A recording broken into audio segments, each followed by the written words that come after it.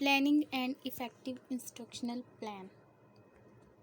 तो जो टीचर जो क्लास में उन्होंने लेक्चर डिलीवर करना होता है, उसमें उन्होंने कैसे टीच करना है, कितना टीच करना है, सारा वो पहले से ही प्लान आउट करके आते हैं।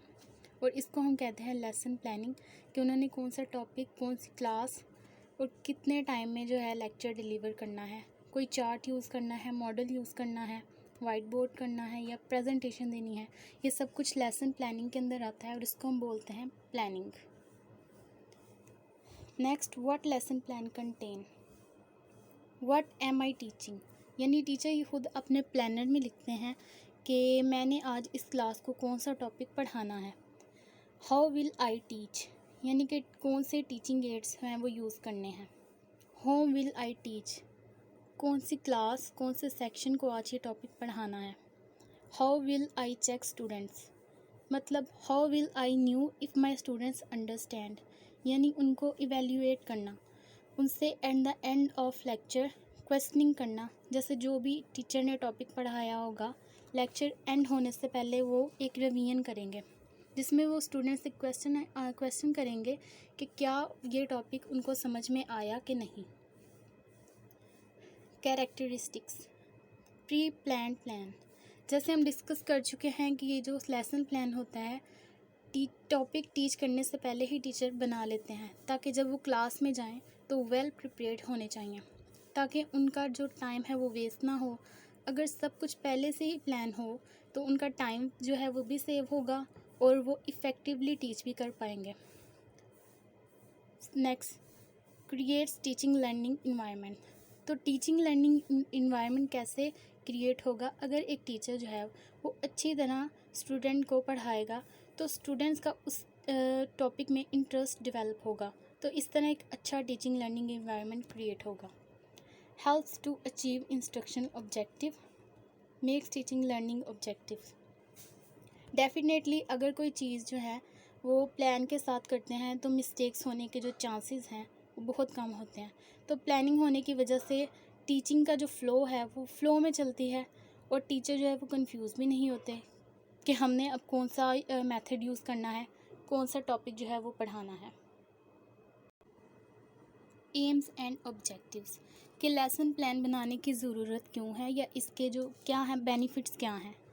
Shape the teaching word because it is pre planned, क्योंकि ये सारा कुछ प्री प्लान्ड होता है सिर्फ यही एक पॉइंट पर, इसके सारे एम्स, कैरेक्टरिस्टिक्स, ऑब्जेक्टिव्स सब कुछ इसी में हैं। सेव टाइम एंड एनर्जी, इससे टाइम वेस्ट नहीं होता क्योंकि पहले से प्लानिंग होती है, जिसकी वजह से टीचर जो है वो एक प्रॉपर टाइम में एक लेक्चर जो है वो डिलीवर करते हैं। Develop self confidence in teacher, अगर टीचर ने लेसन प्लान नहीं की होगी तो हो सकता है कि वो क्लास में पढ़ाते वक्त किसी भी पॉइंट पर कंफ्यूज हो जाए या बच्चों के क्वेश्चंस को वो आंसर ना कर पाए। तो इसलिए जब वो प्लानिंग पहले से ही करके आते हैं तो उनमें सेल्फ कॉन्फिडेंस आता है, because they know the topic very well before teaching. Select appropriate teaching method, कुछ टॉपिक्स ऐसे होते हैं जो बच्चों को लेक्चर देने से ही समझ आ जाते हैं, लेकिन कुछ टॉपिक ऐसे होते हैं जो प्रैक्टिकली करने से जो हैं वो बच्चों को समझ में आते हैं। तो जो टीचिंग मेथड्स हैं या जो टीचिंग एड्स हैं यूज़ करते हैं वो पहले से ही उनके माइंड में होते हैं। Due to plan ensure people participation, जब क्वेश्चनिंग होगी तो वो बच्चों से ही क्वेश्चन पूछे जाएंगे, इस तरह स्टूडेंट जो है वो पार्टिसिपेट करेंगे। Frame assignment homework for students, तो at the end of lecture teacher बच्चों को होमवर्क असाइन करता है और ये भी प्री प्लान्ड होता है कि मैंने आज कौन सा होमवर्क बच्चों को असाइन करना है। Successful lesson plan learning objectives, ये एक इम्पॉर्टेंट फेस होता है, इसको हम प्री टीचिंग फेस भी बोलते हैं, क्योंकि इसके अंदर लेसन प्लानिंग आ जाता है। क्लास में जाने से पहले टीचर जो है वो सारी प्लानिंग करते हैं कि कैसे उन्होंने क्लास को टीच करना है और कौन सा मटेरियल, कौन सी जो है एड्स वो यूज़ करने हैं। लर्निंग एक्टिविटीज़, ये वो फेज़ होता है जब टीचर जो है वो स्टूडेंट्स को लेक्चर डिलीवर कर रहे होते हैं क्लास में, वो एक्टिविटीज़ जो वो बच्चों को करवाएंगे या जो भी वो मेथड यूज़ करेंगे। Assessment to check for student understanding, जब एक्चुअल टीचिंग हो चुकी हो तो इसके बाद टीचर स्टूडेंट को फीडबैक लेते हैं कि क्या उनको जो है वो समझ में आया या नहीं, क्या उन्होंने वो अंडरस्टैंड किया जो उन्होंने क्लास में पढ़ा। Steps in lesson plan. Previous knowledge. इसमें टीचर स्टूडेंट के प्रीवियस नॉलेज को चेक करेंगे और उनसे क्वेश्चनिंग करेंगे टॉपिक को पढ़ाने से पहले। इंट्रोडक्शन। कि टीचर टॉपिक को अनाउंस करेंगे कि उन्होंने आज कौन सा टॉपिक जो है वो टीच करना है। प्रेजेंटेशन। इसके बाद टॉपिक को प्रेजेंट करेंगे और उस टॉपिक को अच्छी तरह एक्सप्लेन करेंगे।